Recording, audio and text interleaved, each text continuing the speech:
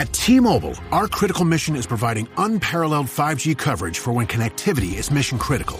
Introducing T-Priority, America's best 5G network experience for first responders, even in times of congestion. More capacity, faster speeds, better coverage.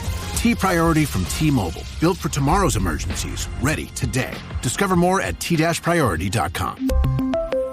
For qualifying organizations on eligible rate plans, coverage not available in some areas and may be impacted by emergencies.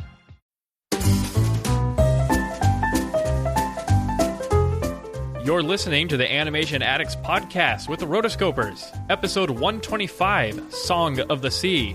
Did I mention I was the Great Stone Giant?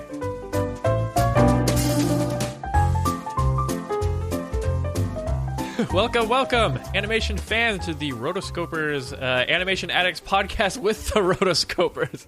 I guess it's been a while since I've last done it. Anyway, episode 125. We've got Disney, we've got DreamWorks, Pixar, Don Bluth, Cartoon Saloon, and everything in between. I'm your host, Mason, and I'm here with my lovely co-hosts, Morgan Stradling and Chelsea Robson. Say hello. Hello. Hi, friends. We want to welcome you if this is your first time listening or watching, and if you're a recurring watcher/listener, then welcome back. We love you guys. If you don't know what the format of the show is, it's really easy. Think of us as your three nerdy animation fans who love animation. I don't just like animation, I love it. And if I don't love it, I don't open my eyes or something like that. I don't watch it. I don't swallow. It's just animation. Anyway. And so basically, if you close your eyes and imagine yourself on like a comfy couch in like a cool like living room with all these animation paraphernalia around you, and we're all just sitting there talking about animation together and what we love about our favorite animated films, this is the show for that. And so basically we review, mainly we review one animated film per episode. And today's is Song of the Sea. We've got an amazing show for you. We're going to go off on all sorts of fun tangents and hopefully get some quotes going and some really crappy fake Irish accents. Yes. And I know all of our European listeners love it when I bust that out. To which I would challenge them to try their best redneck accent from South Texas. We'll see, right? Anyway, today's episode is actually a patron pick. If you'll pardon the alliteration, I'm like the teacher on That's So Raven who always spat on everyone. So we want to thank Angela for picking this patron pick. Prominently put on our podcast production. Thanks to Angela and her support, and all of our other patron supporters like her, we are able to do the video format, we are able to get good equipment, and we're able to have better sound quality and things like that. And we're able to take your requests for episodes, so if you want in on that action, then go to rotoscopers.com/patron to learn more about how to support the show and earn these awesome perks. Picking our episodes is one of them. Mm-hmm. So thank you, Angela, and thank you to all of our Patreon subscribers. Yes, thank you. Also, there are going to be full spoilers. So if you've never seen this film, you should probably watch it if that's going to bother you. Spoilers. As all of our episodes are full spoilers, full discussion. You've been warned. So this is actually a movie that has been requested by quite a few people. There are other patrons who, so when they submit their requests, they submit 2 movies just in case one of the movies, someone who was a patron before them chooses that, then we have a backup. And I guess if both their backups get picked, we'll pick another one. But this was on a lot of people's lists, and a lot of people in the patron group have been talking about it on Facebook. So I know that Vanessa, this was one of hers, and then I also know that Rachel has been talking about this a lot. So this is very, very highly requested. I think also people who email us and say, hey, I'd love it if you did this movie. I'd love it if you did this movie. Song of the Sea comes up quite a bit. So I'm really excited that we're finally able to do it. Let's do this! So let's just dive right into it, shall we? Let's do it. This is an ancient shell that my mother gave me a long time ago. Hold it to your ear and listen carefully. You will hear the song of the sea.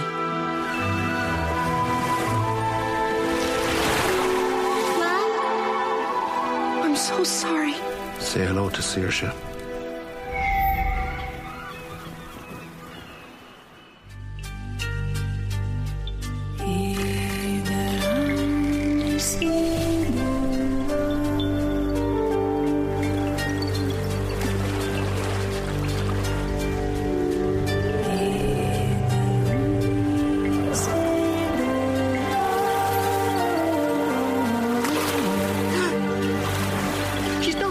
In this awful place. Ugh, Granny. She's going to try and make us move to the city again. At last! We found her! Saoirse! Run! Those stories that Mum told me, they're all true. Are you really a Selkie?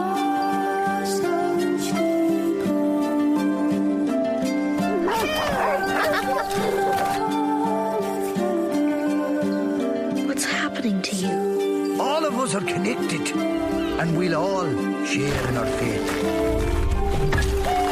I have to find her.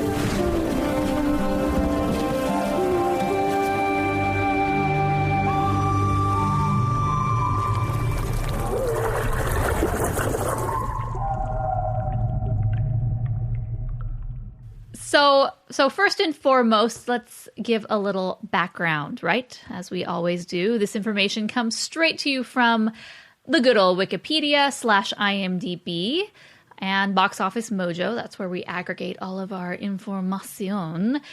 Empower! Claire is practicing her breathing for her upcoming yoga retreat in Bali. Has she ever done yoga before? No. But Claire worked with Empower on her savings and investment strategy. She got good at money, so she can be a little bad. Empower. Invest well, live a little. Join our 19 million customers today at empower.com. Past performance is not indicative of future returns. Investing involves risks. You may lose money. Advisory services are provided for a fee by Empower Advisor Group, LLC, EAG, a registered investment advisor with the Securities and Exchange Commission. Om Namaste. So the studio Big Farm, it was a co-production between Big Farm, Cartoon Saloon, and Digital Graphics. There was quite a few companies that were involved. Cartoon Saloon, we'll let Chelsea talk a little bit about their origins, but the director was Tom Moore. Budget was estimated to be... It's just shy of about $6 million for this one. Yes, and as far as theatrical performance, how it did in the box office, worldwide it did, is this correct? $1.5 million. Yep. And the home video market did $2.26 million, so it did much better. Does home video include like streaming? Because I know it's on Amazon Prime. This is only including DVD and Blu-ray sales. As far as that was just domestically how well it fared. So, am I reading this right? That it was only released in 48 theaters? Yes. Very, very limited release. Hence the reason why it didn't do as well as one would think. You could only make so much with so many theaters open. Yes, based on how beloved this film is, you would think that it had a bigger following. But yes. Anyway, so Chelsea, do you want to tell us a little bit about Cartoon Saloon? Yes. So the director was Tom Moore, and he was one of the co-founders of Cartoon Saloon, and he helped co-found this in his final year at Belfredmont, which is where he went to school, in 1998. His first two films, feature films, were Secret of the Kells, which we also haven't done yet, and I've heard nothing but fantastic things about them. Oh, yeah, it's a good one. And Song of the Sea in 2014, and both of them have received critical acclaim, and both were nominated for the Academy Award for Best Animated Feature Film. So obviously, he's got a really good track record with that. Just a little bit more about him. In November of 2015, Moore announced that on his Tumblr blog and Facebook that his next animated film from Cartoon Saloon will be Wolf Walkers. Dope, to man. be co-directed with Ross Stewart. So that should be really cool. The thing that I thought was really interesting about this was, as we were mentioning before, the budget was just shy of $6 million, and most of that budget came from the Irish Film Board, which I didn't know that they had a film board, which, hey, I'm really glad that they do, because then this movie probably wouldn't have been made. And like I said, was only released in about 48 theaters here domestically. I didn't have a lot of information that I could find international releases or anything, but it did about half and half here and there.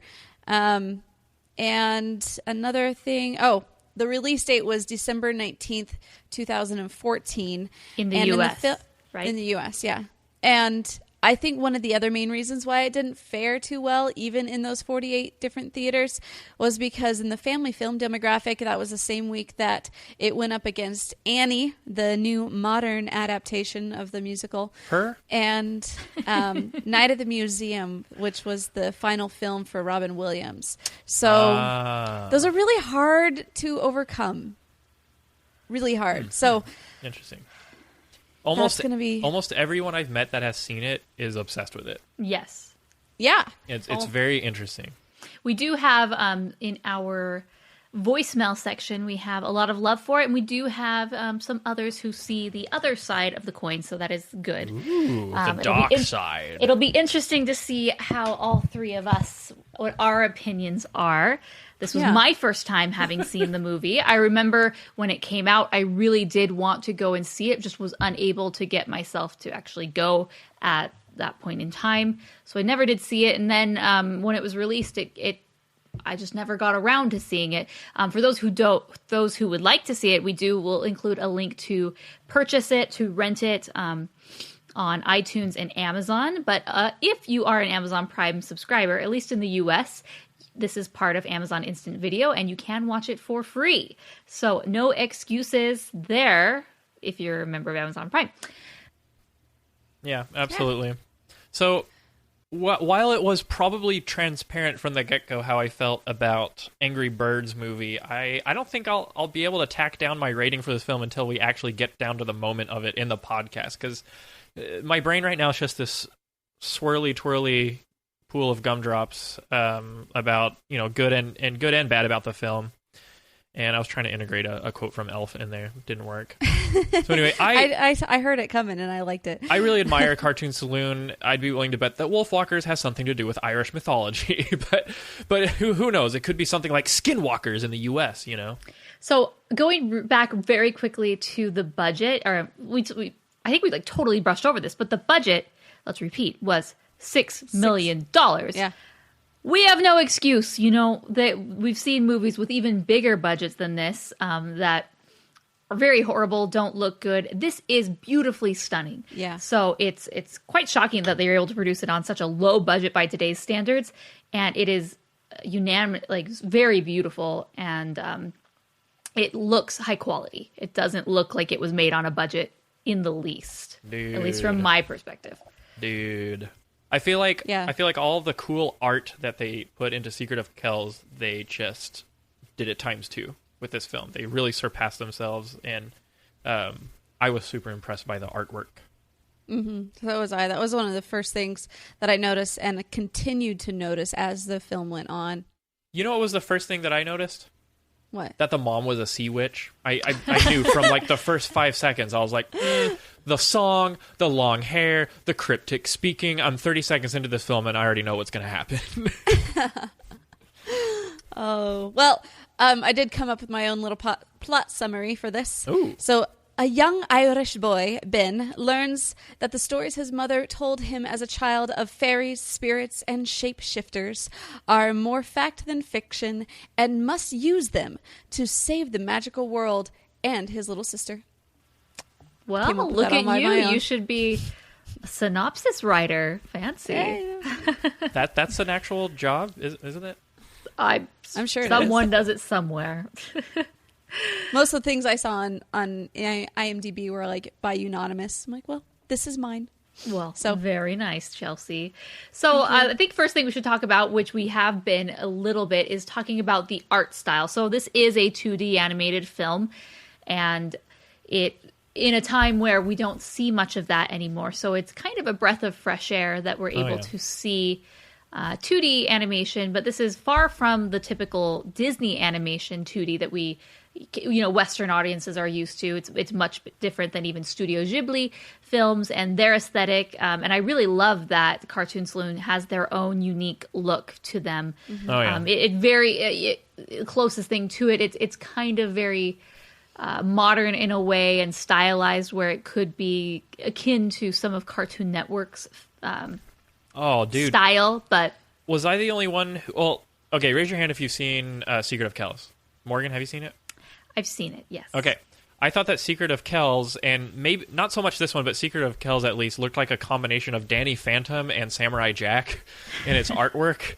And this one, not so much. The characters are a little more fleshed out, and they move in 3D space a little bit better.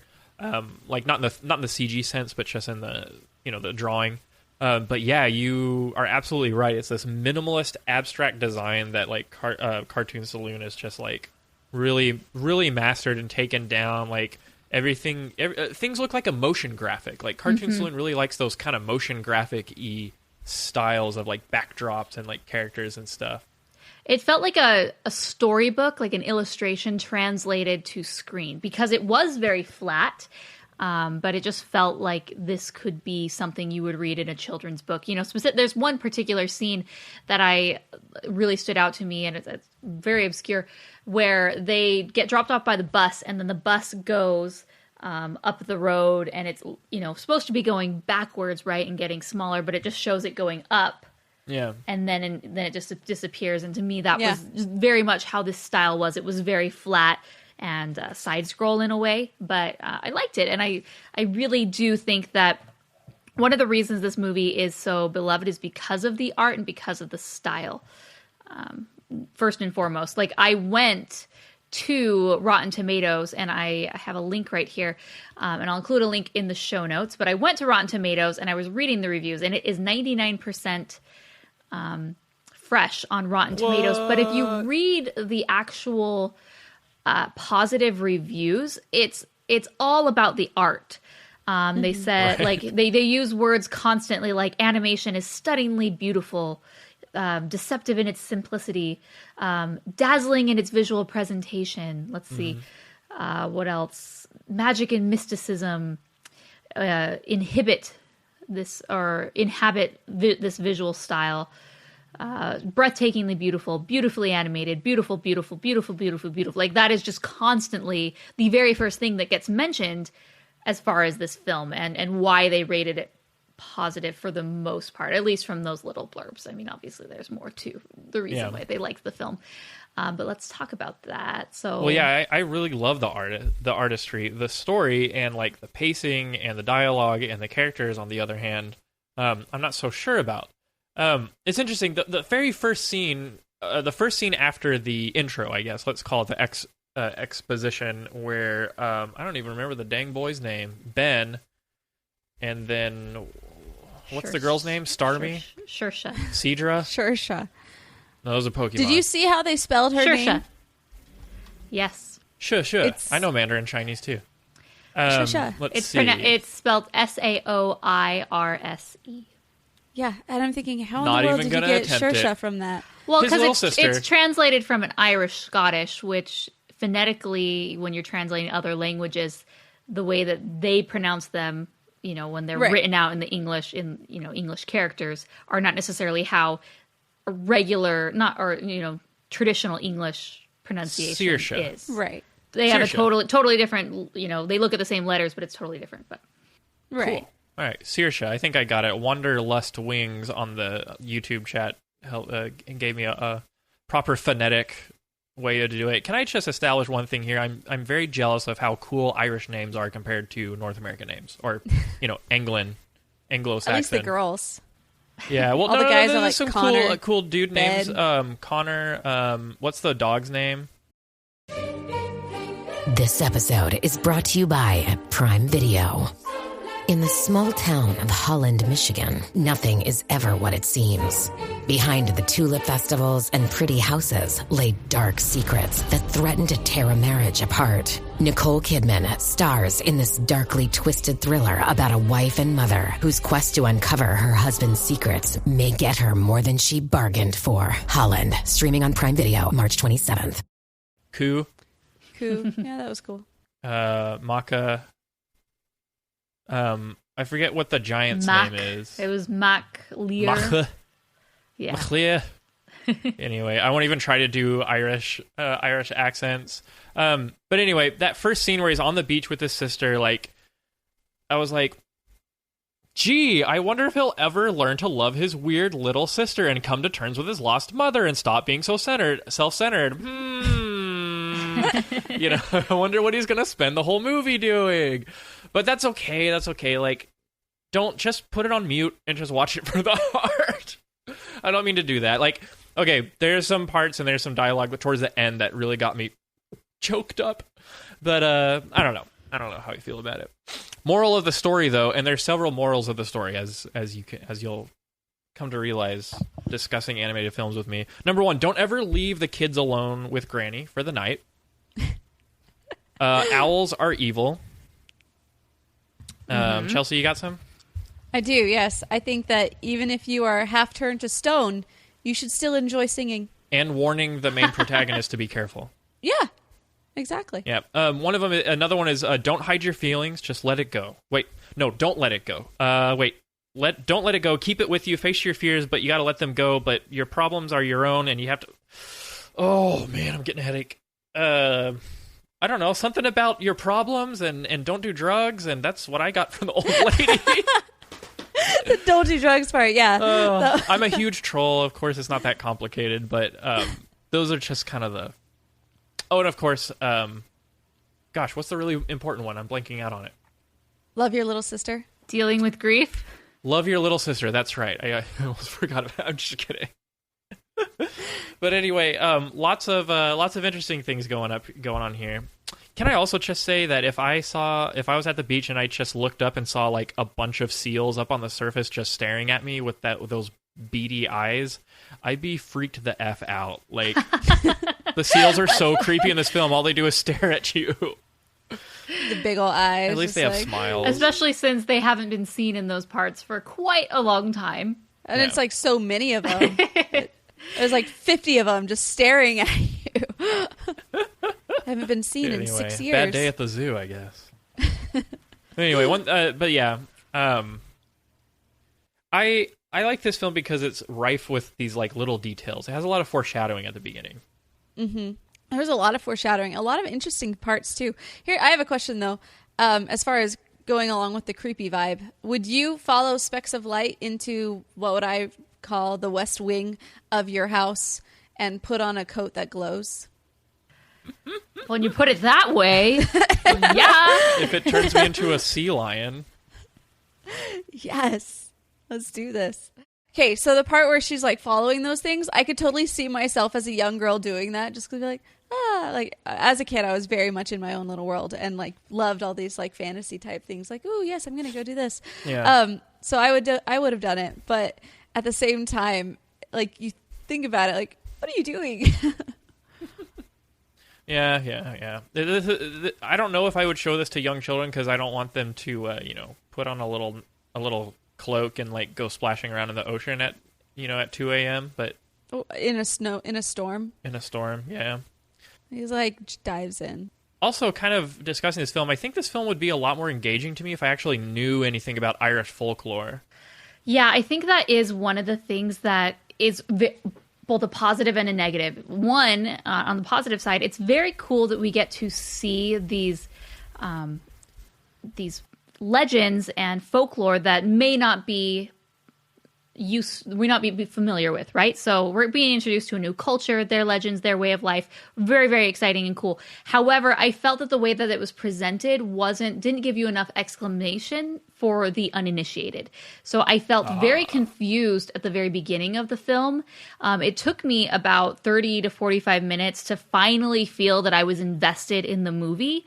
I felt that there was just a lot left unsaid, not in a good way. I felt confused and disconnected from what was happening, especially because at the beginning, there's the story about the fairies and then the mom, and then she dies, and then the boy and the girl, and then the grandma randomly comes and takes them away, and there's this big journey to the city, and then she plays the little shell, and it brings these fairies back, and then they go find them, and it's just like all these steps to ultimately get to the part where, she is key to helping free these spirits. So, you know what I mean? And so it felt very convoluted at the very beginning just to get to the point of the movie.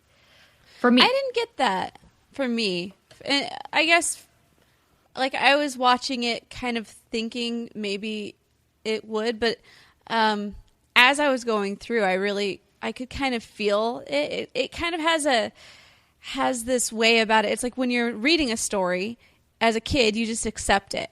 And so it's like, okay, so this is happening. And I could kind of see, like, especially when the grandma came, like, I was totally expecting her to be, I couldn't quite determine whether or not she was the mother of the dad or the mother of the mom. And if it was the mother of the mom, I'm thinking, no, she's the sea witch. Because he keeps calling her the witch, you know? Yeah. Yeah. And so I wasn't quite sure, like, is she, who Cranky? is she? Yes. Yes. A little Meet the Robinsons there. Yeah, so I felt like there were a lot of these moments, and I did feel like I kind of just went with it. Mm-hmm. And if you go into it expecting a lot of explanation, you're not going to get it, and so that's going to be frustrating. So in those situations, I just don't expect it. It felt very much like a Studio Ghibli film in that way, where it wasn't they go at their own pace and they don't care, and there's not explanation. You just are kind of thrown into the world. And so I actually thought this was Studio Ghibli, like, going into it without looking into it. Like, when we were first talking about it, I thought it was a Studio Ghibli film, just because I hadn't really looked into it. Mm-hmm. So I guess that's why, another reason. Like, I'm fine with, like, an Odyssey style kind of, like, traveling story where we meet strange creature after strange creature after strange creature, and by the end, my interactions with them have changed me for the better. And I'm the hero. It's just that, like, I got confused as to whether I should, like, emotionally care about these characters or not. Like, they all looked really cool, like, old naked man in his beard dude. I'm assuming he's wearing something underneath, but we don't know. Have to look into the folklore. He was really cool, but it's like, like, what do you do? Yeah, like, who are you? Like, how do I, like, how do you relate to the character and the character to you? Like, how important are you? Apparently, all these eccentric fairy type characters and fairy folk will die out if this one Selkie dies, or, like, I don't know. I guess I just don't know. I guess I just don't know the lore, I suppose. Yeah. I do like I do like bad characters who change for the better, like the El Witch. Mm-hmm. Someone mentioned this in the comments, but she reminded me from Spirited Away. Yubaba. Yes. Dude, she would give her a run for her money, man. Very much similar vibes. I love the El Witch. She's like a walking metaphor for drugs. Just take this and they'll all go away. Yeah. But and I have a major problem with that sequence. But before we do that, what were your, like, favorite or most, like, beautiful sequences in the film? Like, which were the ones that were, like, the most enjoyable to watch or coolest to watch? The beginning part was cool because it just opened it up and it really set the stage for how the whole movie was going to be.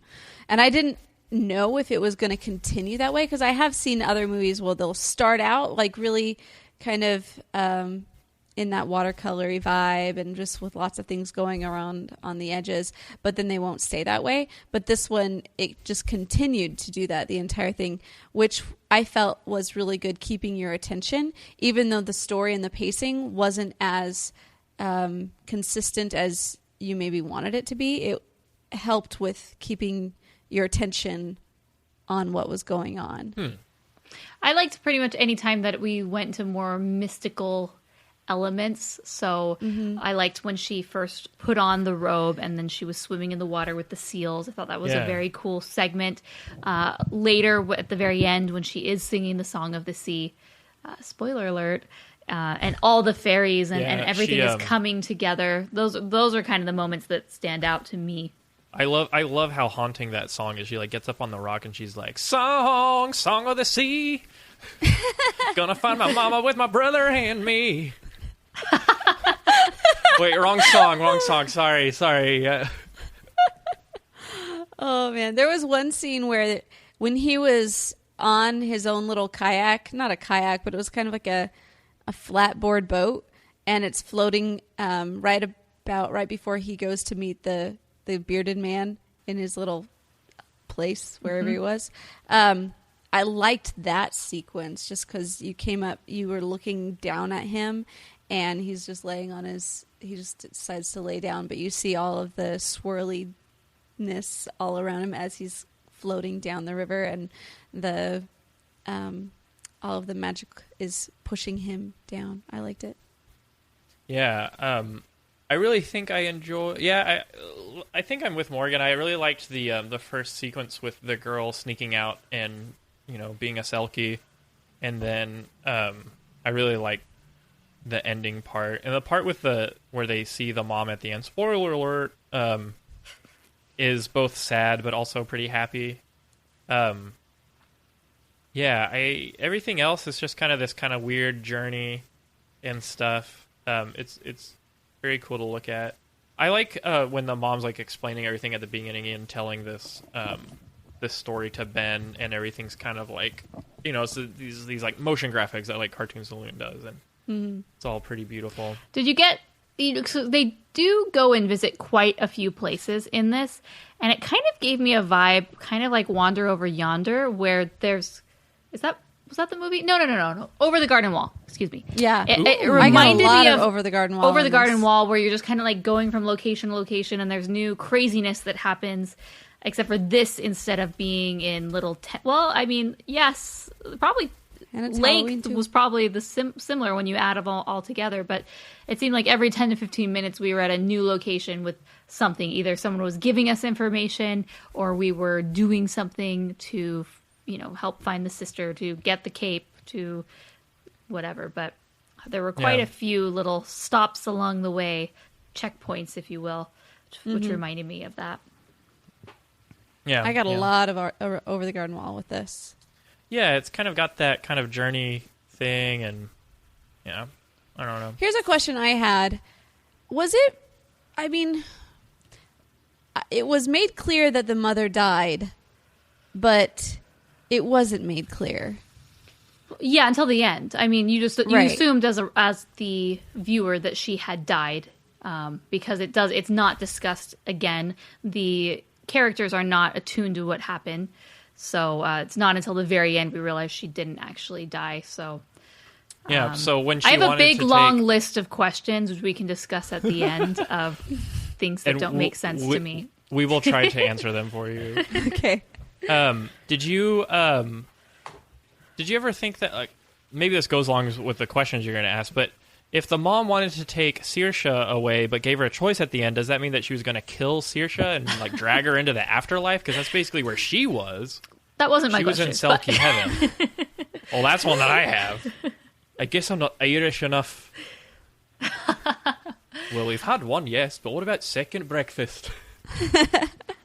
Sorry, I'm speaking Hobbit, not Irish, obviously.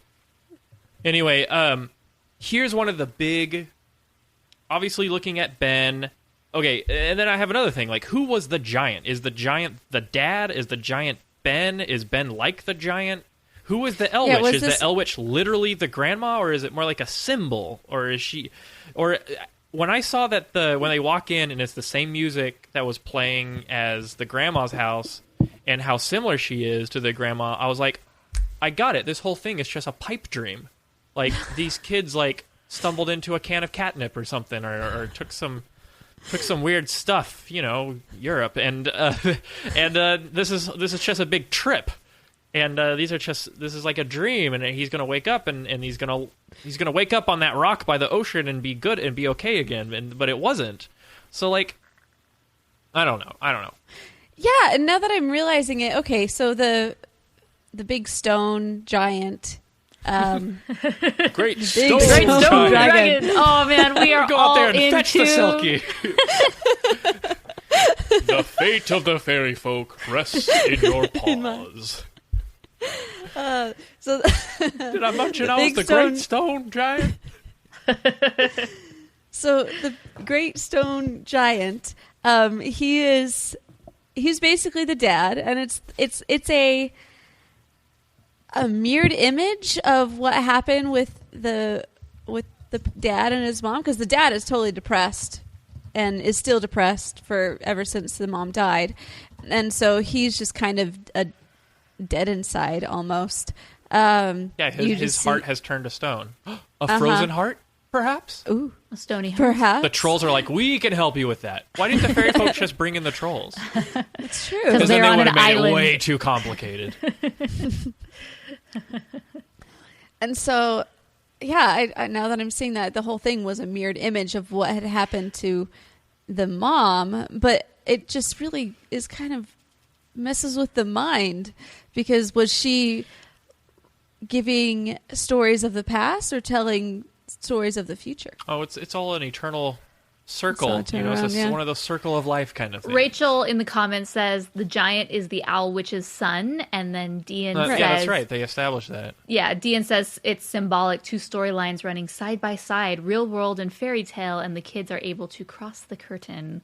Yeah. Rachel also says the owl witch has been bottling people's feelings to protect them like her son. Well, that's what I'm getting with. Don't steal my thunder, Rachel. I'm getting to this. But yeah, that's exactly what I wanted to get into, which was one of the main messages from the film. And it's almost I'm going to make almost a direct quote from the film. If someone could take all your pain away, would you let them? If you could change your pain, would you? But anyway, what makes me so angry is that Ben is still a jerk. And he says, no, it just makes things worse. And I'm like, it does. What? How does he know that now? How the crap did Ben come to that conclusion when he was such a jerk this whole film? Like, when did he have this huge catharsis? Like, it didn't make zero sense to me. Like, he needed to fall to that.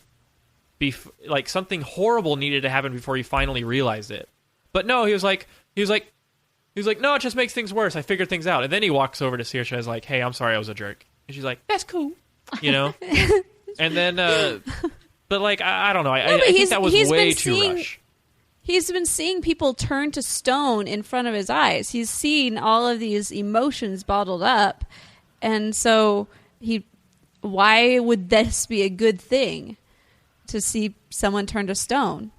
Because, I don't know. Because he for me... also has family who's died, and he's like, that's the whole point at the very beginning, is he's so hardened about the mom passing, who was his friend. He's got this like blaming complex problem with Saoirse. Yes. Obviously he blames her for what happened. Mm-hmm. Oh, 100%. Mm-hmm. No doubt in my mind. That's a dead giveaway. So what's your take on it? If you could take all your pain away, would you let them? It's so hard because like that's a very interesting message about our society. Like, think of so many ways that can distract you or take you off on a tangent or take you off on another path or completely mask I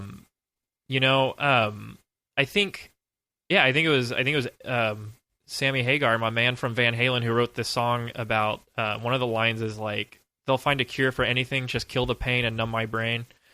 And but he talks about that versus truth, which is, I have this problem. This happened to me. I can't deny it. I can't run away from it. I have to, like, I can't put it away and pretend it didn't happen because look how it turns your heart. And so that's a very, very hard truth. And I think a lot of us just don't get it, or we struggle with it. You know, I think all of us listening have had like huge tragedies in our lives that we've had to deal with, and it just doesn't do any good to bottle it up. And sometimes, and it's also going into this kind of parental protective thing where it's like, should parents allow their children to go through horrible pain, or should they try to protect them by maybe taking a shortcut or resorting to some drastic measure? This podcast is supported by Progressive, a leader in RV insurance. RVs are for sharing adventures with family, friends, and even your pets. So if you bring your cats and dogs along for the ride, you'll want Progressive RV insurance. They protect your cats and dogs like family by offering up to $1,000 in optional coverage for vet bills in case of an RV accident, making it a great companion for the responsible pet owner who loves to travel. See Progressive's other benefits and more when you quote RV insurance at Progressive.com today. Progressive Casualty Insurance Company and Affiliates. Pet injury is an additional coverage and subject to policy terms. And I'm not trying to make any kind of statement on things like depression and medication and stuff like that. It's just this, in the broad sense, it's an interesting question to ask ourselves. If someone could take all of our pain, all of our sorrow away, would you let them? You know? And there's many levels of that. There's like spiritual, there's like some, there's like the redemption factor. But does that even erase the memory, and you get into forgiving and forgetting kind of things? Is it good to forget your pain, or is it good to have it with you to learn from it? Like, it's very strange. I like wise old Rafiki, who says, what is it? The past can hurt, but the way I see it, you can either run from it or learn from it. And then he tries to whack Simba, and he's like, haha, you see? You learned. First of all, I'm going to take your stick. Not the stick! Where are you going? Your Matthew Broderick is it's so good. Say the great kings of the past look down at us from those stars. Oh, man. But yeah, it is a challenging conversation, and I do think there is a differentiation between just masking that pain, which is not getting rid of the pain altogether. The pain is there, and whether you're doing that through whatever sort of substance or item that you want to mask your pain. Addictions. Yeah. And then there's a whole other level of, which I think is letting the pain go while still remembering the memory and learning from it, but not having to live with the pain. Because I don't think that's what this world is about, that all this stuff happens to us and we just have to live with the pain and deal with it. I really think that the pain can go away. We can learn from those experiences and we can be at peace. But we just have to go about it the right way. We can't self-medicate to think that that's a solution. It's really confronting those fears or those situations in our life that are causing us trauma and pain and whatnot. And with Ben, it was really letting go of his mother.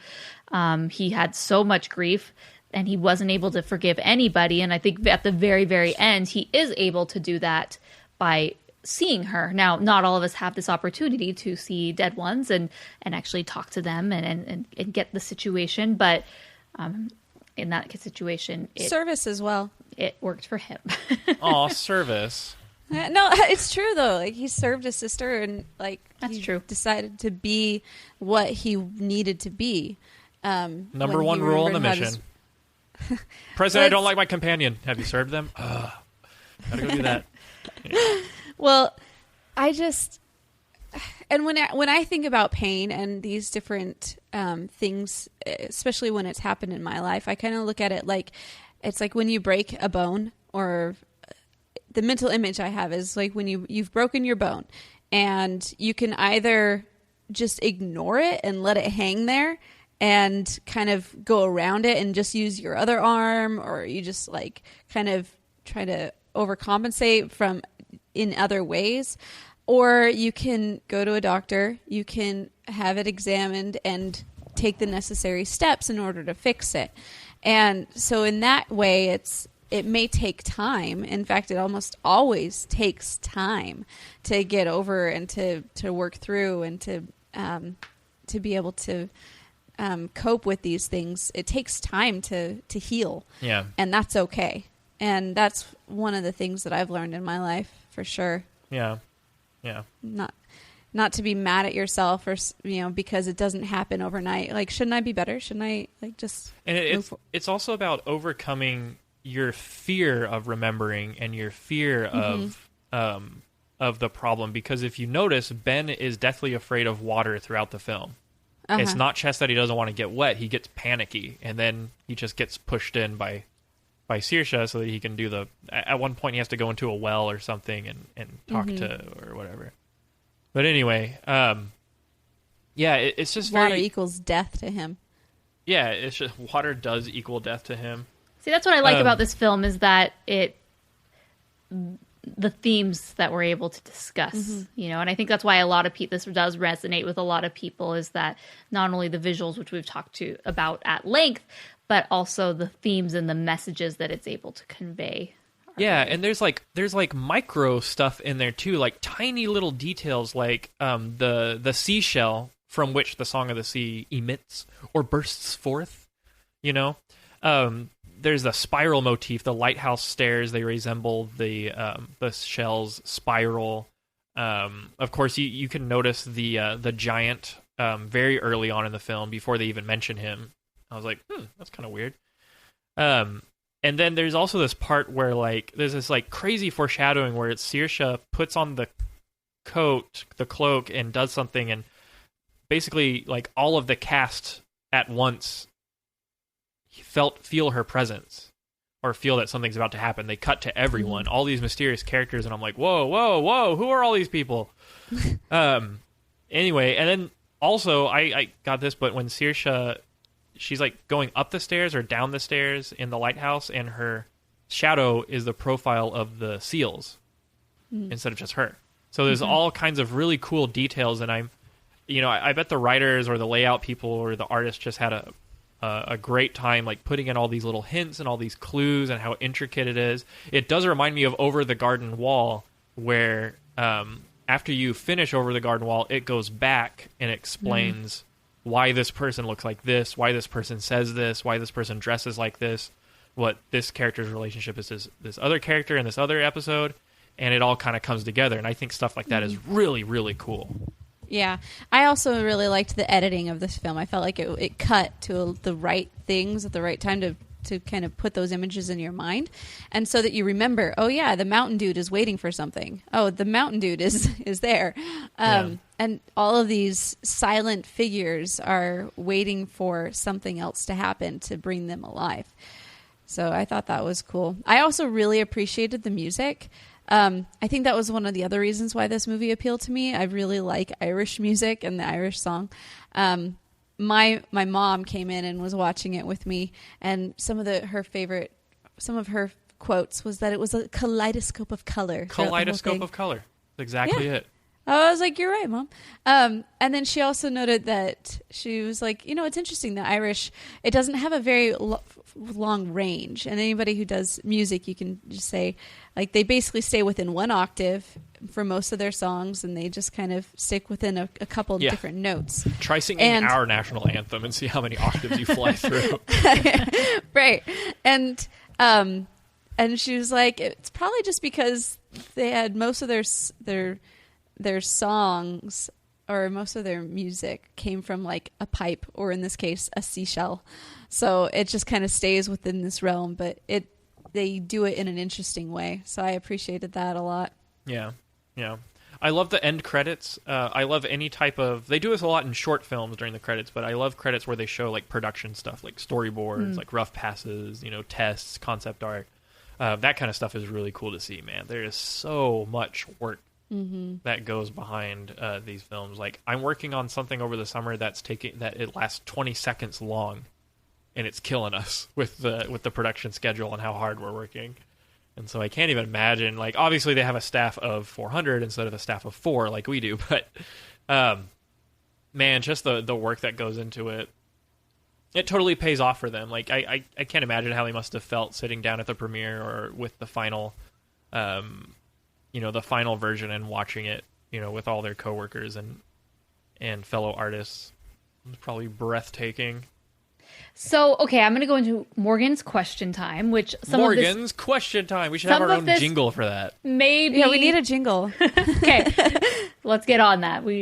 Question number Morgan 1. Has questions. Okay, Morgan so has these questions. are questions that I just was left with after the fact that I don't think were very clear to me, and maybe they're like totally obvious. And if you're in the chat and you're listening to this right now, let me know if this was something that was discussed and somehow missed it. So, question number 1. So we know that Saoirse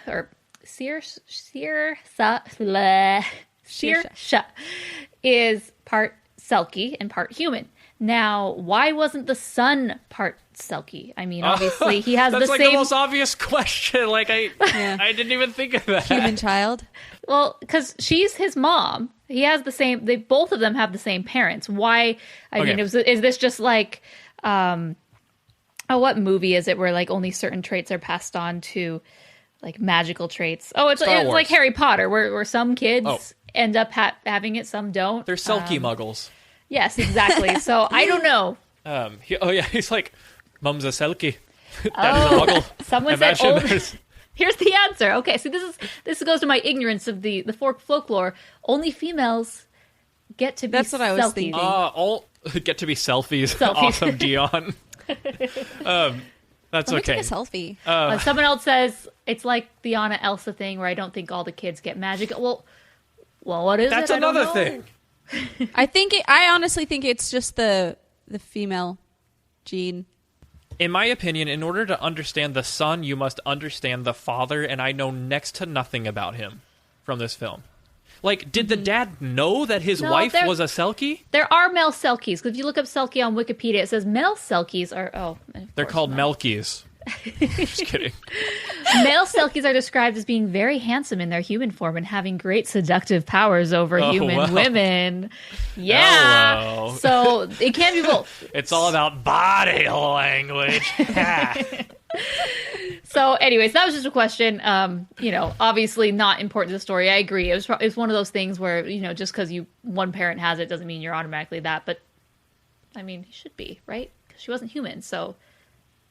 He has to be half. But the dad... Even though his skills aren't manifesting, or his powers, he doesn't have powers, but he still is half Selkie, right? Even though I'm going to go with the she is not a Muggle human. theory. So literally a human and a Selkie had a baby. So you can't say that he's 100% human because... two. You know what I mean? Like, he's half Selkie, half human, right? Because she wasn't human. Here's the deal. But just who was the dad? What was his motivation? One, I can spot Brendan Gleeson's voice a mile away now. After all those Harry Potter films and after Secret of Kells and all that. Was he in Secret of Kells? Yeah, he was in Secret of Kells. He was the father. He was the abbot. Yeah, that's right. Abbot Kell. But anyway, just like, did he know what he was getting into when he married her? That was my other question is, why was the mom with the dad in the first place? And did he know? I don't think he did know because it becomes very clear throughout the end that he I think either he knew and he was suppressing it or he just had no idea. I think he did because when it goes to the flashback of her going into the ocean, she's like, "I'm sorry, I have to save our child." And he doesn't have to know what that means. He looks really confused. Yes. So I feel like he did, though. I feel like he was like, "No, don't," Yeah. So, okay, but why was the mom with the dad? So she was with him for a long time.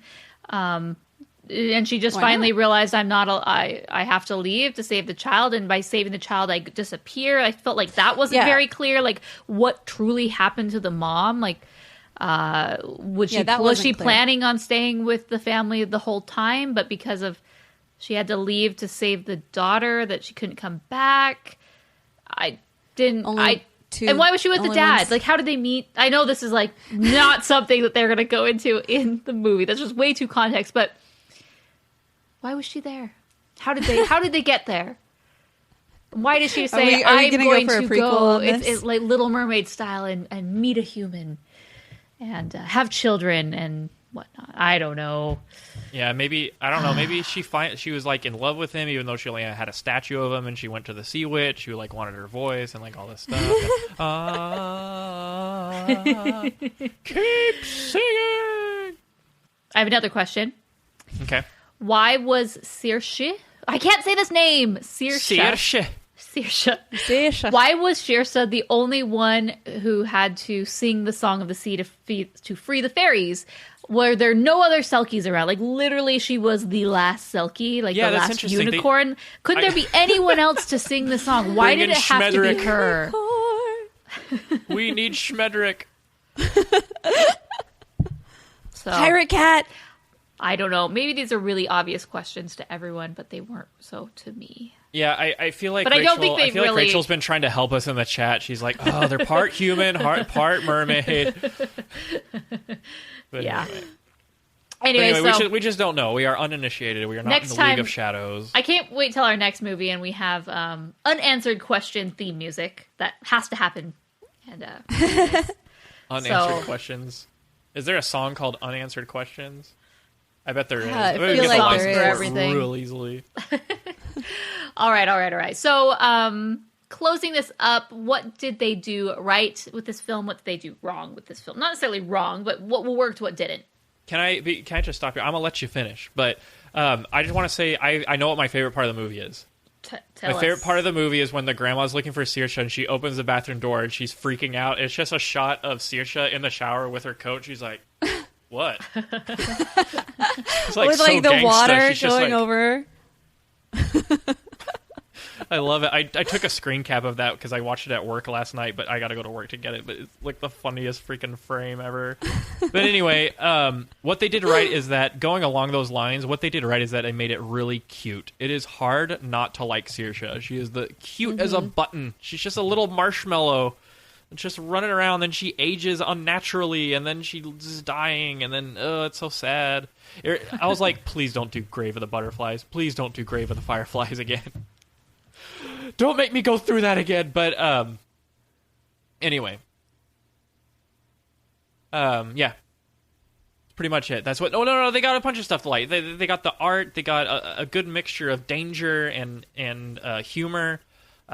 If you're the kind of person who really likes these like very eccentric characters that they run into, and all this stuff, I think that's what they definitely did right. Like very high quality animation and art. Mm-hmm.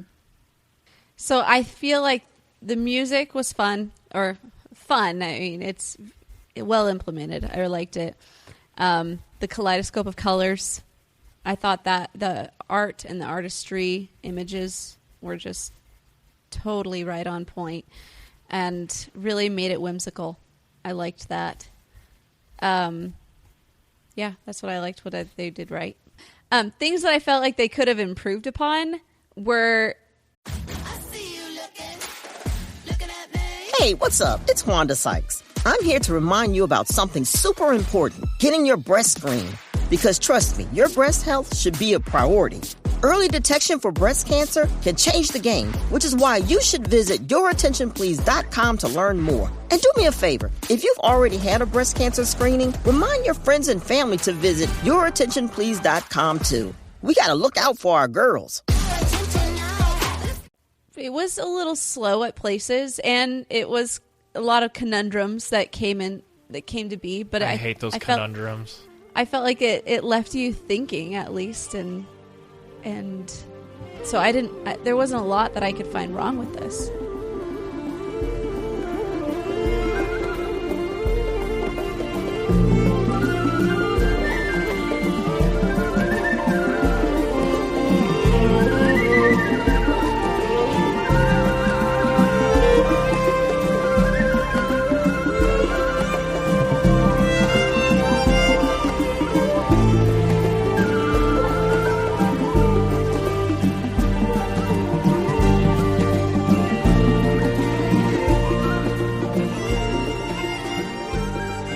Okay, we had a lot of people who were very, very excited. We had so many voicemails submitted to us, so I'm not going to be able to play them all. Holy cow. Yeah, so this is a very popular one. So we will go straight down the line. Our first one is from Chloe, and so let's take it away, Chloe. Hi, Rotoscopers. This is Chloe, and I'm so excited that you guys are reviewing Song of the Sea. This is one of my absolute favorite animated films, and I don't feel like enough people have heard about it, so I'm hoping your podcast will help it reach out to more people because I love it so much, and I think it deserves as much attention as it can get. I remember when I first saw it, I was just blown away by it and how gorgeous everything was. I think that every single frame is just so beautiful and has so much detail in it. And I love the characters. I think they're really sweet and lovable, and the designs are great. And I think the story's really great, too. It's just original and touching, and I love that the Irish folklore is intertwined into everything. I think it's so cool. This is definitely a 5-star movie for me, and I hope you guys enjoy it, too. And I also hope that you get a chance to watch The Secret of Kells because it's also an amazing movie by Tom Moore, and it's on Netflix, so it's really easy to watch. So I hope that you guys enjoy it, and I love your podcast. Thanks. Bye. Oh, Thanks, Chloe, we love you. And that's interesting. Wow, 5 out of 5 stars, huh? Mm-hmm. We have a winner. Yeah, I have seen Secret of Kells, and I'm just going to say right now, I liked Secret of Kells more than I liked this film. It was close, but I enjoyed Secret of Kells more. From a movie watching experience, I enjoyed Secret of Kells more. I just think it was a little better put together than like story-wise. But that's not to say that I think this film is garbage and the other one is the best movie ever. Like, not at all. I just think that if I had to compare the two, I enjoyed Secret of Kells better. Okay, next one is from Jack. Take it away, Jack. Hey, Rotoscopers, this is Jack calling in. I just want to give my thoughts about the Song of the Sea. Okay. When I first saw this movie, I found it really hard to watch. I think it's because it has this very somber and depressing tone to it that made it really difficult for me to get through. I was going to write this movie off at first, but when it kept on moving, I kept on getting more into the mythology of it. I'm not familiar with Celtic mythology, so I guess that's why I find it very fascinating and new to me.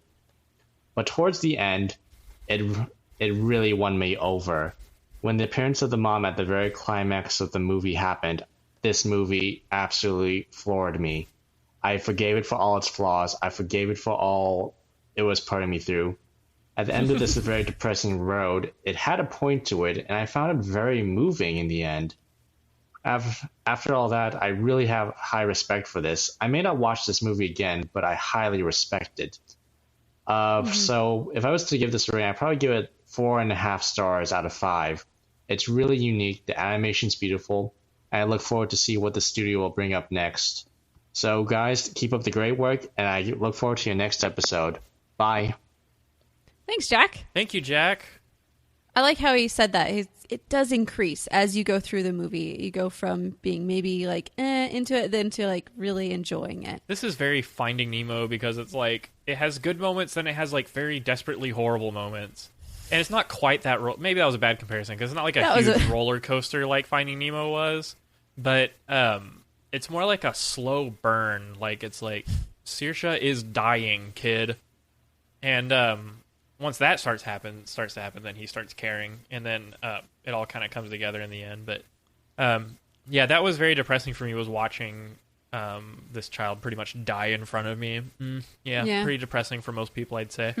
And but anyway, the takeaway is the ending, which is this beautiful reunion and this glimpse into the beyond and the hope, and messages come together. Yeah, all that stuff. And a lot of people in the chat are comparing this to Secret of Nim, and I think that is a pretty good reference or comparison, I suppose.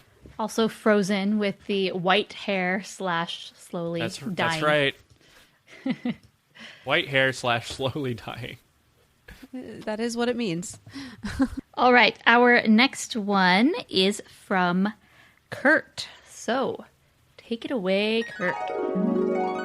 Hey, this is Kurt from the Oregon Trail again. I just wanted to call in because you guys are reviewing Song of the Sea, and I saw this movie, I think it was over a year ago, and it was really, really good.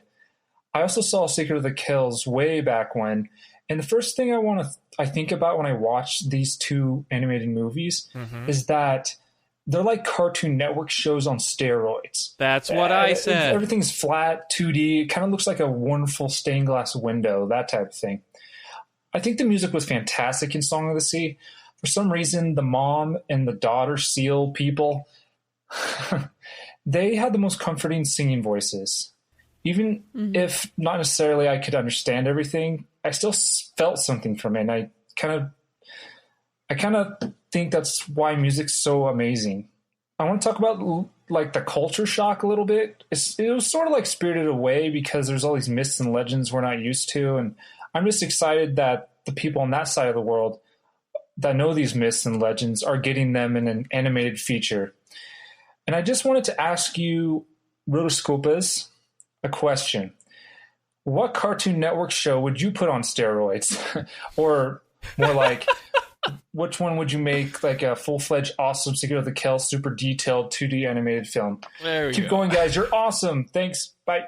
Oh, man, you're awesome, man. Come on. Thanks, Kurt. Okay, so Kurt has a great question. If you could take a Cartoon Network series and make a full-fledged movie out of it, in other words, inject some animation steroids into it, make it this awesome animated full-length movie, which would it be? I already have my answer. Oh, this is a hard question for me because I don't have Cartoon Network, and so I'm going to bow out. I wouldn't be able to give a good answer. I agree as well, because I didn't grow up with cable, so I didn't watch a lot of Cartoon Network shows, and I don't watch the current one. So, Mason, take this one away. Yes. Johnny Bravo. Hoo-ha. Hey, little mama.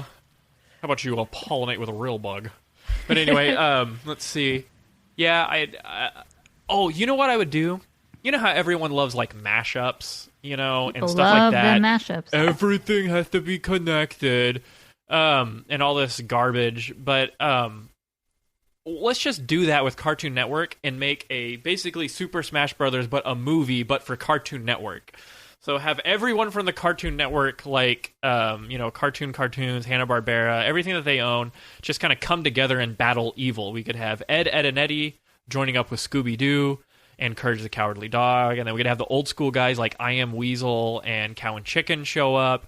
We can have the Flintstones, maybe the old Hanna-Barbera cartoons are jealous of the new cartoons and are waging war with them. So it could be like Cartoon Network Civil War, and then Adventure Time. And then, of course, because he, stupid, but I'm just kidding.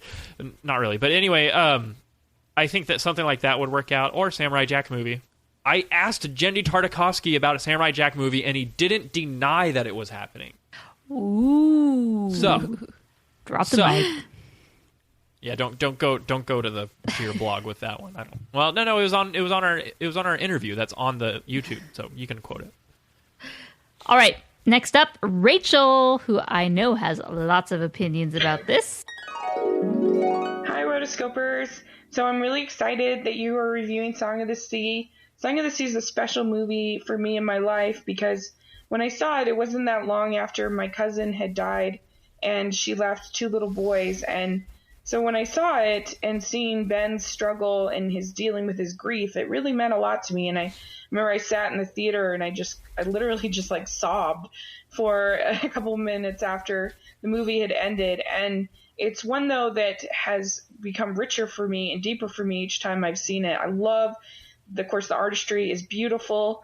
I love the music in it. I think the whole lore and the Celtic lore and the mythology that they create is really, really beautiful. To me, it's like a new sort of Secret of Nim, and it's one that I just appreciate more and more each time I see it, and I really love it. So I hope you guys do too. And just curious, have you ever had a movie that really connected with you in that kind of personal way and that felt like it was sharing a personal experience that you had, like I did with my cousin in this movie? So anyway, curious for your thoughts. Thanks. All right, so she wants to know, is there a movie that we've all connected with at some point in time where it was basically living your life? It's an interesting one. Yeah, there's been different movies, not necessarily animated, but there's been a lot of movies that have had different moments that really hit you hard. Can I open up my soul for a little bit here? Just this once. The year was 1998. The movie was Winnie the Pooh, The Search for Christopher Robin. Y'all probably heard this before, but that movie got me so freaked out as a kid. If you know the premise, basically, Pooh and the gang can't find Christopher Robin. They're concerned of where he is. They ask Owl, biggest mistake ever. Owl erroneously tells them, after reading a note that Christopher Robin left behind, that Christopher Robin has gone to a place called Skull and not school. And because of that, Pooh and the gang, not Owl, he stays there. They go off on this horrible, trial of a journey. And they are all, tested to the absolute limit, and they almost die several times just trying to find Christopher Robin. And all they needed to know was to wait for him to come back from school for the day. And it's so maddening, how the premise of this film. And there's some really, for a 10-year-old kid, I was pretty traumatized because at one point, Pooh, falls into a bottomless pit and there's no way out. and it's like he like wonders if he'll ever see Christopher Robin again, and it's like, does Pooh die? Does he starve to death? Is there some respite there? But no, he has to stay in the bottom of this cavern for the rest of eternity, not being loved again, and like stuff like that just just crushed my soul, and I was like weeping in front of my family while we were watching this at home. And anyway, I was an emotional little kid. I still am now, but man, I can't go back and watch The Search for Christopher Robin. Maybe I need to face my fears and watch it someday, but then funny. You guys will all see me cry like a baby. Well, now that I'm thinking about it, Toy Story 2 definitely it hits. Like when I go back and rewatching, not necessarily. I mean, yes, I did cry the very first time Jesse's song comes up. Everybody did, but even today, I'll go back and like there's different parts of the movie that I'll still get totally weepy eyed over. And like the whole Toy Story like trilogy it followed it came out when we were kids, and then it came out like everyone followed our generation. Yeah, every milestone was basically the time of life that we were in, right? Like around Toy Story 2 was right around when we were like tweens and kind of moving up, and so like I think I've said this before on a previous podcast, but definitely felt like a bit of guilt of growing up and I'm watching this movie with my dad next to me, and like I'm not a little kid anymore, but like I still like kid stuff, but I'm not, because I'm not quite like old. Anyway, yeah, that's for another day. Okay, so we have two more. Next one is from good old Ryan P. My hospital stay would have cost $25,000, but with VA healthcare, it's free. My education would have cost $42,000, but with VA benefits, my books, tuition, and housing are all covered. The down payment for my home would have been $74,000, but with my VA home loan, my down payment was $0. My service was then. My benefits are now. Get what you earned. Visit choose.va.gov.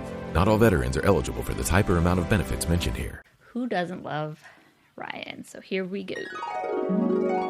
Hello, Rotoscopers. Ryan Pareto here with his review for Song of the Sea with a quick congratulations, Mason. Congratulations, bro. Doing us proud. What? Oh, Chelsea, yeah. Okay. Have fun in Brazil, and above all, be safe. And Morgan, our dear Morgan, congrats on the baby. That's dear awesome. Morgan. And now to the review, which I'm very interested to see how you guys will take this, because I don't necessarily think it was an enjoyable animated film.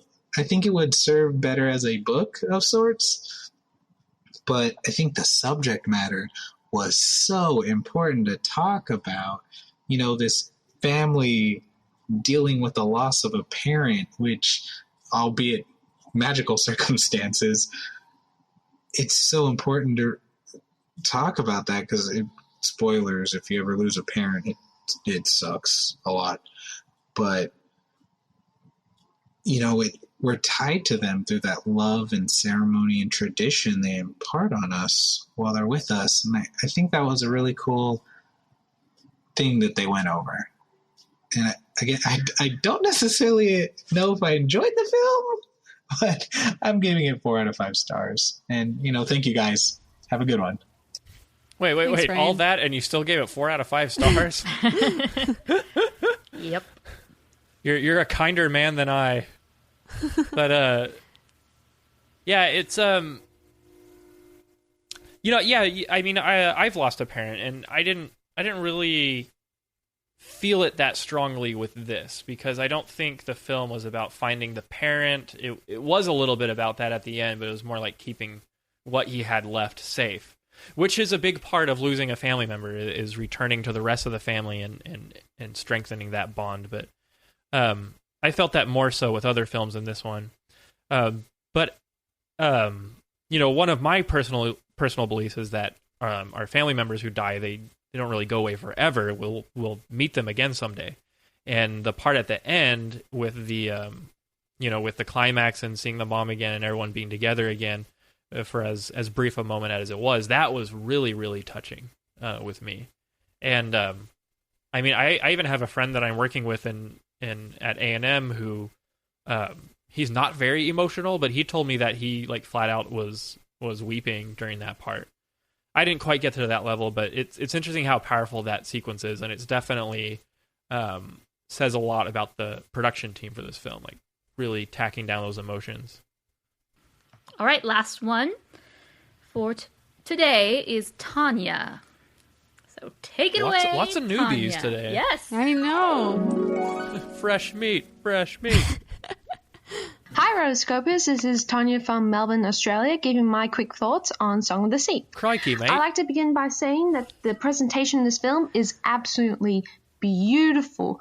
I really liked how it was set in the Irish coastline as opposed to something as grand and majestic as, a castle in a faraway place or a city bustling with people. It really emphasizes the isolation that is normally felt in small Irish towns, which allows the audience to just sit down, relax, and just take in the scenery, which is something I appreciate a lot in this film, especially how it's directed more to kids. It really teaches them about the appreciation of nature and patience. Also, the animation, I really like the approach that they did. They really took advantage of the 2D medium and tried to use it to create a storybook feel to the story they're expressing, how everything is just flat and 2D, especially the backgrounds. The backgrounds just, if you take that out of the film, that is an artwork in itself. It is absolutely gorgeous to look at.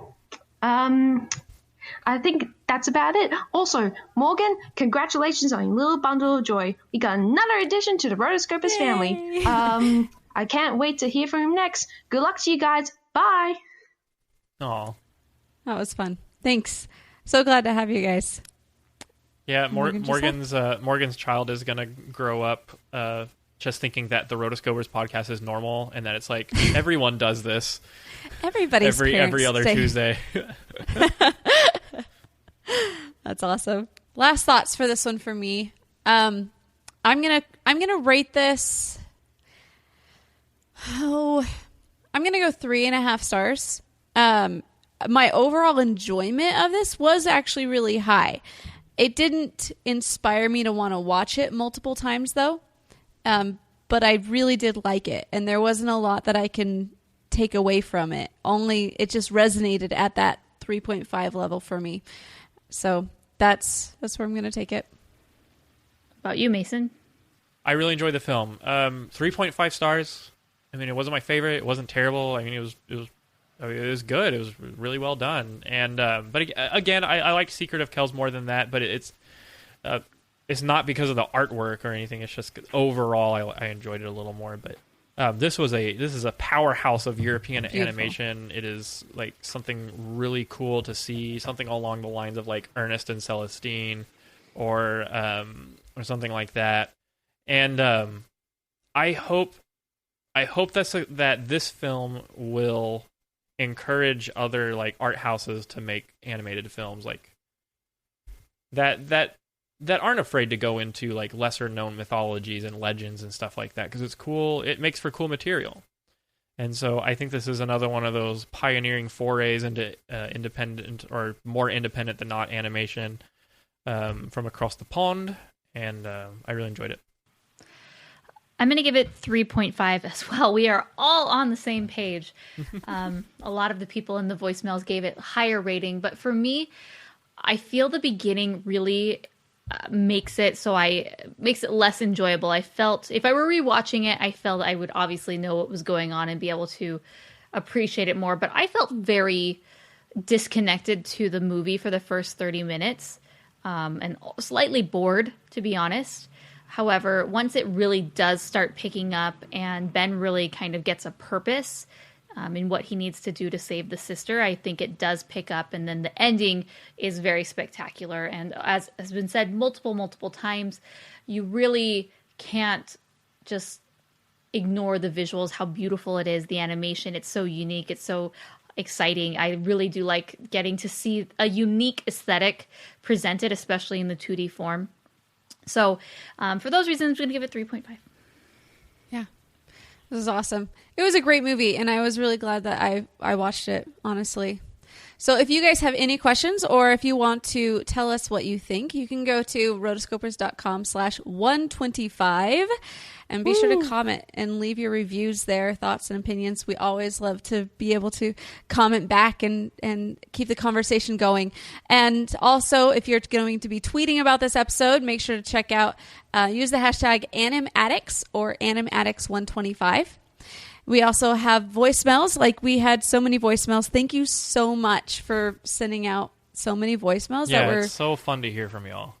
Yeah, and there's just a lot of really poignant ones too. And so I love being able to get to know more of the community that is joining us here. And so also, it really makes you feel like you're a part of it too. Big shout out to everyone who joined us live. Oh, yeah. Both the chat on the website, rotoscopers.com/live, and the chat on the actual YouTube page were hopping.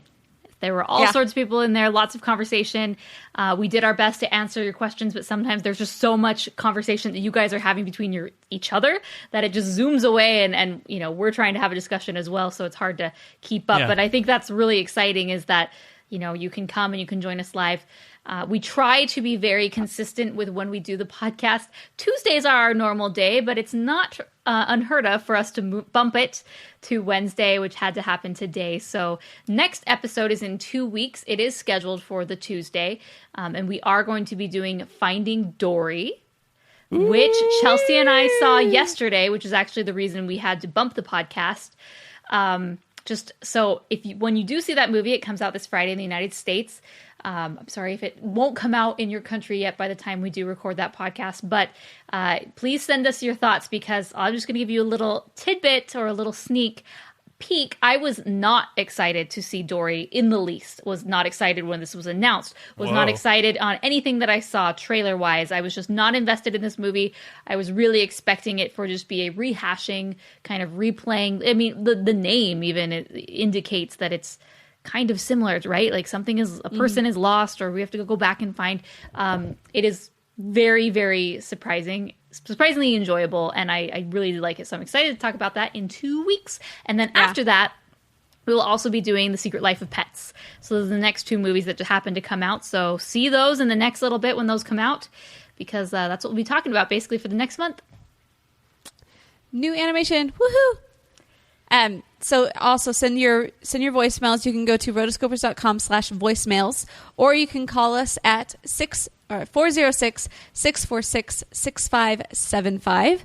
And then also we have our Patreon. As we mentioned earlier, you can go to Amazon, rotoscopers.com/Amazon, rotoscopers.com/Audible. And all these are ways for you to help support the podcast so that we are able to bring more content to you. Also, rotoscopers.com/store. We still have some shirts, and they are very heavily discounted. I think they're about $6, which is basically the cost of the shirt, plus shipping. So we would like to just get rid of our surplus of shirts. So if you would like to buy a t-shirt, now's your chance. Go check it out, rotoscopers.com/store. It helps support the show as well. Lots of ways. And then, of course, if none of those are doable for you at this point in time, just tell your friends. Yeah, and leave us a review on iTunes. We did have a new review that came out yesterday. We had Dungitty 468 who said, "You all are amazing," and gave us 5 stars. And he says, "I enjoy listening to the podcast whenever I have the chance." So thank you so much for leaving that review on iTunes. We really appreciate that. Yeah. And then also we have our social media outlets. So you want to find Morgan, you can type in Morgan Stradling on almost anything and you can find her. Same with me, with Chelsea Robson, except on Snapchat where you have to do Chelsea M. Robson. But hey, it's all worth it, because I'm going to be slapping my hand in the face forever. Anyway, Mason, you can find him, Mason SMTX, on basically everything. And then MasonSmithPortfolio.com. Have you been updating that lately? I haven't had time. I'm going to have a ton of new material to put on it at the end of the summer. Awesome. Okay, cool. Busy boy. He is. Around career fair time, that's when I'm going to be beefing it up. It'll be in the early fall. All right, guys. Until next time. We are the Rotoscopers. never get that in sync. We'll figure it out someday.